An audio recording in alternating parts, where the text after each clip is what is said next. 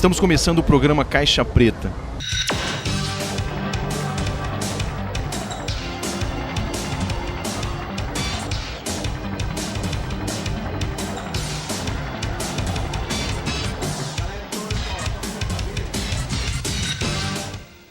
No programa de hoje, os alunos do Centro de Ensino Médio Ave Branca, de Taguatinga, vão abrir a caixa preta da escola e nós vamos ficar sabendo tudo o que eles pensam sobre o tema de hoje, que é Barra 68.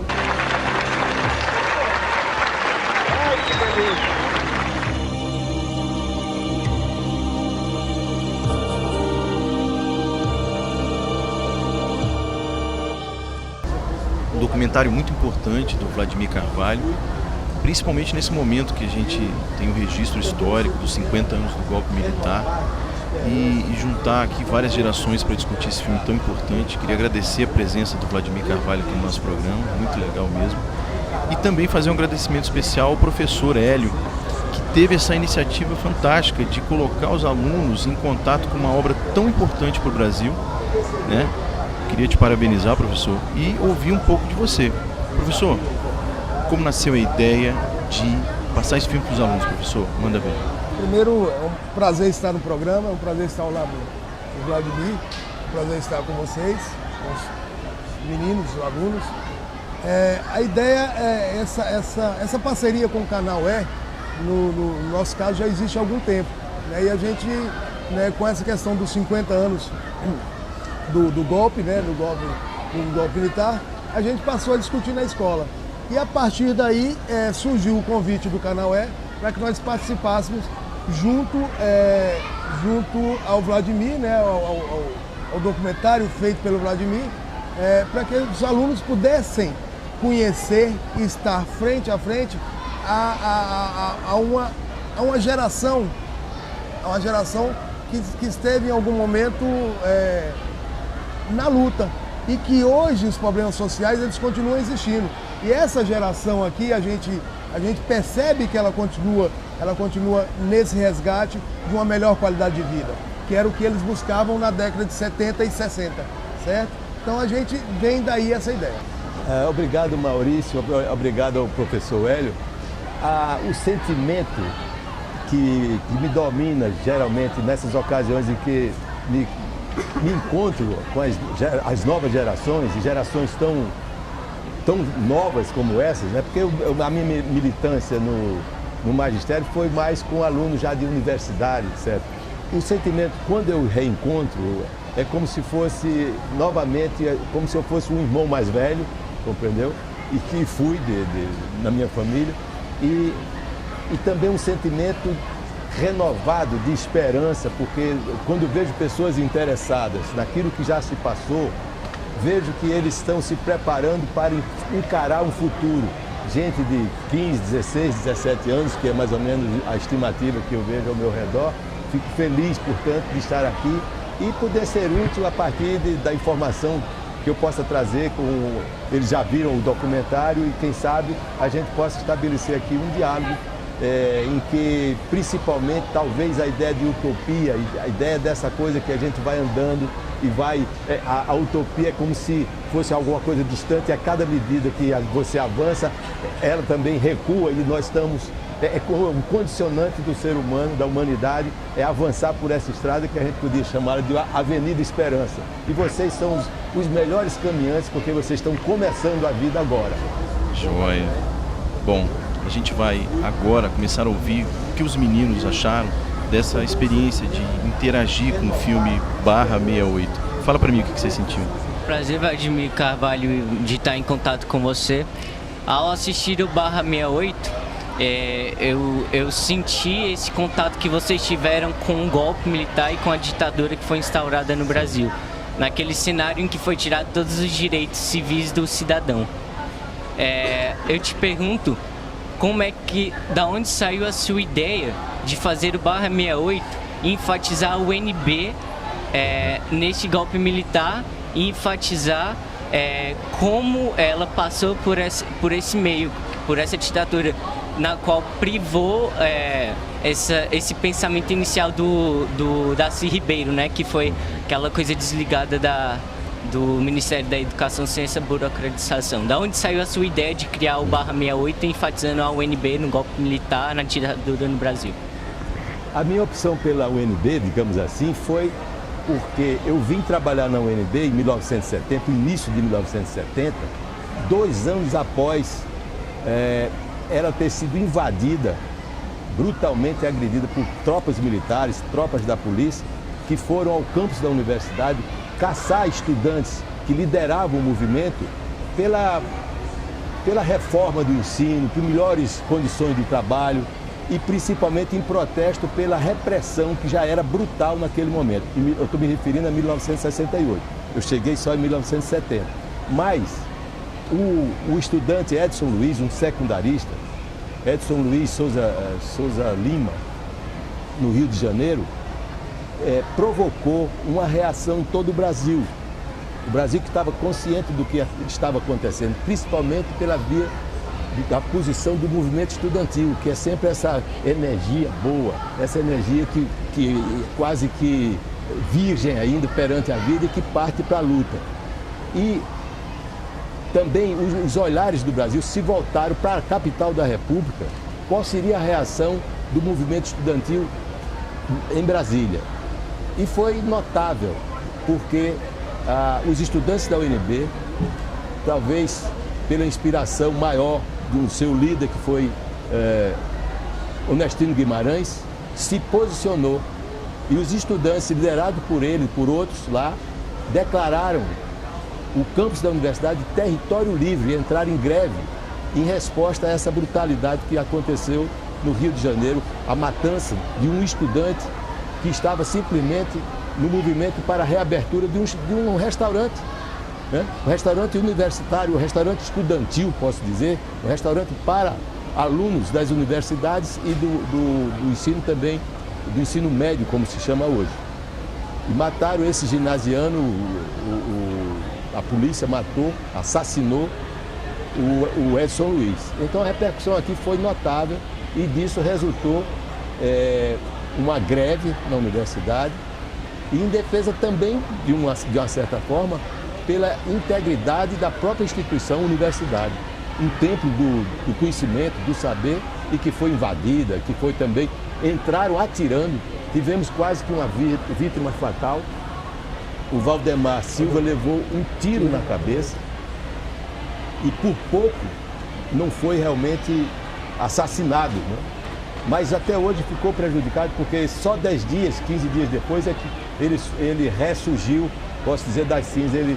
O coma de que ele foi acometido cessou e ele voltou à vida, né? Está aí ainda vivo e pronto para contar essa história, talvez muito melhor do que quem chegou em segunda mão como eu, só cheguei em 70, quando apontaram para mim que naquele campo de basquete, numa quadra de basquete, no centro histórico da universidade, haviam sido presos, detidos cerca de 500 estudantes. Eu quase não acreditei, até que alunos dos primeiros semestres da universidade, um pequeno grupo de alunos descobriram e me trouxeram quase como um presente um rolinho de filme de 3 minutos, onde de fato o campo de basquete estava ali, o exército, a polícia em volta e os estudantes presos para serem escolhidos, olhados e fichados. Eles justamente buscavam o líder Ernestino Guimarães. Então, sabedor disso, eu não tive outra alternativa a não ser me preparar para um dia fazer esse filme, que não tinha ainda como fazer naquele momento. Eu levei aí, fui fazer outros filmes, outras, vamos dizer, obrigações profissionais, inclusive aula na UNB, e só coisa de 20 anos depois foi que eu concluí esse filme que vocês todos assistiram, chamado Barra 68, que é uma espécie de recuperação dessa informação, dessas agressões que a universidade sofreu. Bom, eu queria perguntar para o senhor como o senhor se sentiu fazendo esse filme, esse documentário, né? Porque eu imagino que para o senhor tenha sido muito difícil, porque, querendo ou não, o senhor passou, né? O senhor ainda pegou o final da ditadura. Então, eu queria saber como o senhor se sentiu fazendo esse documentário. Eu me senti como que premiado, porque se você elege como ofício, como atividade principal, resgatar no meu caso, isso sempre acontece. O resgate de uma memória que pode servir de exemplo para as novas gerações. A gente não estaria conversando e discutindo aqui no nosso caso particular, não que não haja outros meios, os livros, os depoimentos que estão em arquivos, etc. Mas nós estamos exatamente aqui reunidos porque vocês assistiram um filme e naturalmente foram tocados, não exatamente por aquela obra de arte, mas pelos conteúdos, por essa revelação da invasão e da, vamos dizer assim, da agressão que esse espaço tão significativo que era a universidade é um templo do saber. Então eu me vi, eu me felicitei ao mesmo tempo de poder contar com essa contribuição da história através desse pequeno rolo de filme que me punha vis a vis com a realidade que já tinha se passado. Foi para quem trabalha com o cinema, para quem trabalha com a memória, foi como se eu tivesse encontrado um pequeno tesouro, vamos dizer, e era pouco ainda, né? Era, vamos dizer, a pata do dinossauro, o osso maior, talvez, uma parte do corpo. E aí, a partir dali, o meu esforço, a minha atividade em torno daquele pequeno filme foi encontrar as circunstâncias que desaguaram, que terminou por produzir aquele pequeno documento, né? Então o que eu fiz? Fui em busca, respondendo um pouco mais adiante a sua pergunta, eu fui em busca de identificar as pessoas que apareciam ali através de pesquisa, através de buscar, perguntar, parar o fotograma, olhar no aparelho que você pode parar e assistir e olhar um close que está ali de passagem, né? Porque a imagem está em movimento, mas eu parasse, este aqui, e eu chamava pessoas, quem é? Não, esse é o Geraldo Sobral, ele está por aqui porque é muitos anos depois, né? Então a pessoa já estava formada, já eram advogados, engenheiros, jornalistas que haviam se formado. Então eu fui catalogando ou fichando cada um daqueles, e cada uma vez que eu encontrava a pessoa, ou morando fora de Brasília, ou em atividade em Brasília, para mim era uma satisfação, porque aquilo era uma fonte, um testemunho que ia me ajudar a montar o filme tal como vocês veem.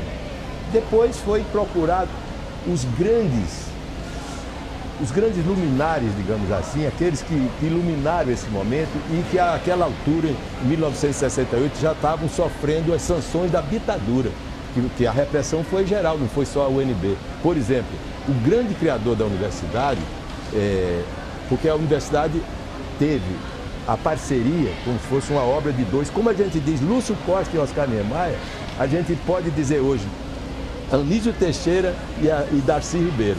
O Anísio Teixeira já tinha sido, já não estava entre nós, tinha sido, segundo consta, vítima de um crime nefando, uma coisa hedionda que, segundo consta, ele foi assassinado. Ele não caiu no fosso do elevador como se conta, é uma lenda. Ele foi realmente, alguém precipitou, alguém o empurrou nessa coisa. Ele foi liquidado num período da ditadura. E o Darcy, que vocês todos sabem, faleceu de morte natural, como todo mundo sabe, ele teve um problema de saúde e faleceu. Mas estes dois eram os fundadores, os criadores, aqueles que pensaram o UNB, que é uma instituição luminosa hoje, e principalmente no seu nascedor, foi uma grande novidade no ensino brasileiro. Então fui em busca do Darcy. Fui em busca do Darcy, ele como senador muito ocupado naquele período, e para que ele fosse, desse o seu testemunho diante daqueles acontecimentos, entendeu? Então eu fui premiado, eu fui como que contemplado pela sorte, antes de mais nada. Porque se os alunos não me tivessem trazido aquele rolo de filme e o Darcy já tivesse falecido, provavelmente não existiria o filme que vocês assistiram. Então o Darcy contou para mim quão grande foi a sua batalha para estabelecer, para fazer o projeto da UNB ser erguido do nada, praticamente, uma charneca, como ele chamou, que era aquele trecho de cerrado à beira do lago que mal tinha aí umas plantinhas, essas árvores contorcidas que a gente conhece do Cerrado. E ali ele ergueu esse monumento que é a Universidade de Brasília. Então, de posse desses depoimentos, desde os ex-alunos que foram, vamos dizer, presos e alguns até massacrados no campus, e a partir do depoimento do Darcy, eu pude montar, vamos dizer, esta narrativa que vocês tomaram conhecimento, entendeu? Na minha percepção do filme, eu vi como se não só os universitários se manifestaram, o corpo docente também se manifestou. Era como se o Brasil pedisse a educação, pedisse licença para a ignorância. Como se a educação fosse realmente o centro, que a ignorância, o comunismo que eles queriam implantar não valesse de nada. E isso me espelhou muito, assim, me voltou muito à mente as manifestações de julho do ano passado, porque eu vi como se aquilo fosse uma continuação daquela luta que eles tiveram contra a educação, aqueles 20 centavos da passagem, aquilo tudo foi como se fosse uma continuação para nós. E alguns de nós fizemos parte desse movimento e aquilo me voltou muito à memória, assim, de que aquela luta não acabou, de que vivemos essa luta. Nós vivemos ainda, somos quase que forçados a implantar, a viver certas coisas que eles eram realmente forçados, de maneira mais indireta, porém forçados. E eu achei muito importante, porque isso mostrou que o campo não só universitário, mas a educação tem que estar, sim, plantada nisso, mostrar a sua força, porque o Brasil é educação também. Então, a minha percepção sobre o documentário foi que, tipo, a gente teve mais liberdade hoje em dia em relação ao que é mostrado no documentário /68 de antes. Por exemplo, nessa época da ditadura, em que a UNB foi invadida, aquela falta de liberdade de expressão dos intelectuais, tanto alunos como professores, gestores daquela instituição de ensino, que eram impedidos de falar seu pensamento, os seus ideais, colocar em prática realmente aquilo ideológico do que eles estudaram. Como ele mesmo, mostrar cinema, eu acho que cinema, como jornalismo e outras demais profissões no ramo, são coisas importantes para a informação. No cinema, hoje em dia, nós criticamos bastante. Antes, geralmente, a gente falava mais fatos históricos, só passava daquilo. Hoje não, hoje a gente critica através do cinema, através do jornalismo. Então, assim, eu acho que o que mais superou hoje o que nós podemos sentir é a sensação de liberdade. O que realmente eles foram privados naquela época, o que hoje você não se passa na nossa cabeça como realmente seria sentir aquilo daquela forma, até porque realmente nós não éramos nascidos na época, nós não vivenciamos aquilo. Então realmente você ouvir falar, você ler, é uma coisa superficial. Agora você poder ver depoimentos de pessoas que passaram realmente por aquilo, você vê imagens, você vê até mesmo vídeos, gravações, e uma pessoa como o senhor que tirou aquilo tudo da sua imagem, tudo aquilo que você passou com os estudantes e os demais professores, como mesmo Oscar Niemeyer, que era um comunista que teve que ser exilado. Então, assim, é uma coisa bastante gratificante, é enriquecedora para nós estudantes hoje do ensino médio, que não convivemos com aquilo. Então, assim, é uma experiência bastante enriquecedora e, assim, superficial pra gente, porque realmente qualquer documentário, não só /68, mas outros documentários que também expressam a brutalidade que eles agiam naquela época, fazem a gente crescer, não só em pensamento, como também em evolução de nossa própria liberdade.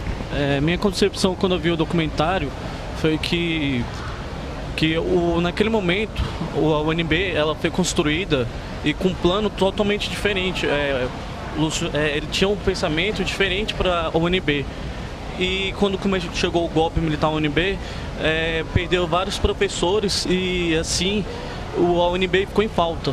E uma coisa que me chocou muito foi isso, a questão dos alunos de antigamente dar uma grande importância ao professor, que hoje, infelizmente, a gente não vê isso tanto na escola antes da faculdade, no ensino médio, mas na faculdade sim, a gente vê uma luta pelos professores. Mas naquela época o que mais me chocou foi isso, os alunos dando a luta, a vida ao lado dos professores para manter a UNB, para a UNB não perder a sua própria identidade. Isso foi o que mais me chamou a atenção no documentário. Para mim, esse encontro de gerações aqui e essa troca de experiência, né, entre gerações, ela é riquíssima. Ela só vem a engrandecer, né, a educação. né? Ela vem ao projeto inicial de Darcy Ribeiro, que é essa educação livre, essa educação libertária que a gente busca, certo?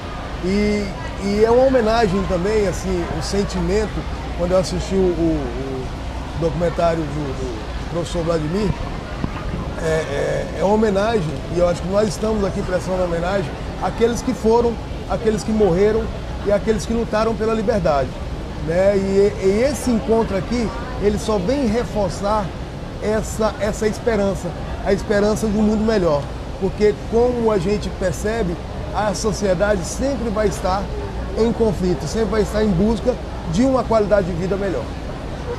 Olha, além de emocionante, para mim foi precioso a presença aqui nesse rápido encontro nosso, que me deixou bastante feliz, é a ideia de utopia. De utopia que é uma estrada permeada pela esperança, como a gente disse aqui antes, né? Algo que, um tanto quanto a gente se distancia, ou melhor, quanto mais a gente pensa que se aproximou da perfeição, da conclusão, ela se afasta, nos obrigando a uma caminhada. Essa caminhada é a história do homem. Essa caminhada é a possibilidade que a gente tem de lutar contra a imperfeição. E isto é um condicionamento da própria humanidade. Alguém aqui falou, mencionou um de vocês, ou de uma moça dessa, um rapaz desses aqui, mencionou o fato de ter existido agora, o ano passado, manifestações de ruas que de certa forma retomam essa utopia. Então a utopia que esteve lá à distância, também está à distância para frente. Nós temos a obrigação de tomar as ruas, de exigir, de reivindicar que as instituições brasileiras, que o país possa também avançar dentro dessa estrada que é, como eu disse, marcada pela esperança de nós todos de construir o nosso país. Isso me deixa muito feliz e foi para mim precioso esse momento aqui. Maravilha. Olha, eu queria agradecer então o Centro de Ensino Médio Ave Branca de Taguatinga, o professor Hélio Vladimir. Foi maravilhoso abrir essa caixa preta com vocês, inclusive porque a gente está num ambiente que tem tudo a ver com liberdade, que é o livro, e nessa segunda Bienal Brasil do Livro da Leitura. O programa Caixa Preta vai ficar por aqui, mas a gente se vê em breve no próximo programa. Tchau!